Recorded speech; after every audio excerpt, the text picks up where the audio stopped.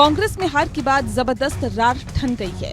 वरिष्ठ नेता कपिल सिब्बल तो सीधे बगावत पर उतर आए हैं। उन्होंने एक अखबार को दिए इंटरव्यू में कहा है कि गांधी परिवार को पार्टी का नेतृत्व खुद ही छोड़ देना चाहिए। उन्होंने कहा कि अब वक्त आ गया है कि घर की कांग्रेस की जगह अब सबकी कांग्रेस हो। उनका कहना है कि इस बार के नतीजों ने मुझे कतई हैरान नहीं किया। हम 2014 से लगातार नीचे की ओर जा रहे हैं। हमने एक के बाद एक राज्य खोए हैं। जहां हम सफल हुए वहां भी हम अपने कार्यकर्ताओं को एक साथ नहीं रख पाए। कपिल सिब्बल ने पार्टी से नेताओं के पलायन को लेकर भी सवाल उठाया।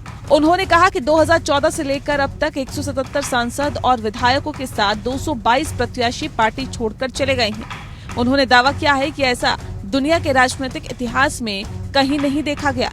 सिब्बल के इस बयान पर जब कांग्रेस नेता राहुल गांधी से सवाल पूछा गया तो वे जवाब से बचते हुए नजर आए।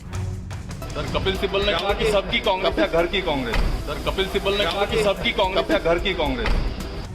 पंजाब में तो कांग्रेस की कलह चरम पर पहुंच गई है। उन्होंने कांग्रेस कार्य कमेटी की बैठक को चापलूसी करार दिया। उन्होंने चरणजीत सिंह चन्नी को मुख्यमंत्री का चेहरा बनाने के लिए नाम लिए बगैर अंबिका सोनी पर हमला बोला। उन्होंने कहा कि चन्नी पार्टी के लिए बोझ है।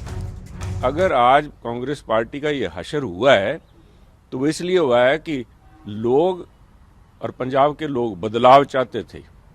करप्शन के नाम पे ऐसे व्यक्ति को आगे लाया गया जिनके खुद के ऊपर करप्शन के इल्जाम चंद दिनों के अंदर ही मुख्यमंत्री बनने के बाद में लगे।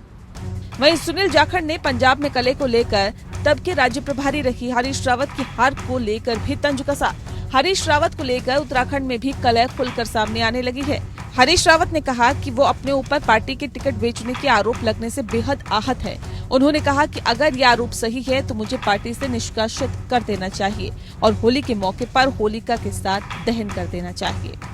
एक व्यक्ति जो है जो इतने पदों से नवाजा गया हो और सब कुछ किया गया हो, यदि वो टिकट बेचता है, पद बेचता है, तो फिर ऐसे व्यक्ति की तो सार्वजनिक कांग्रेसी में क्यों सार्वजनिक जीवन में जरूरत नहीं होनी चाहिए।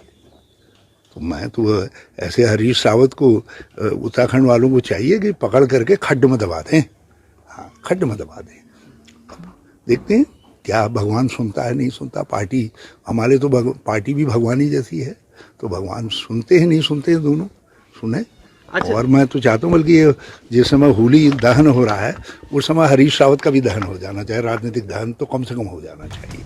हरीश रावत पर उत्तराखंड के कांग्रेस के नेता रंजीत रावत ने चुनाव के लिए टिकट बेचने का आरोप लगाया था।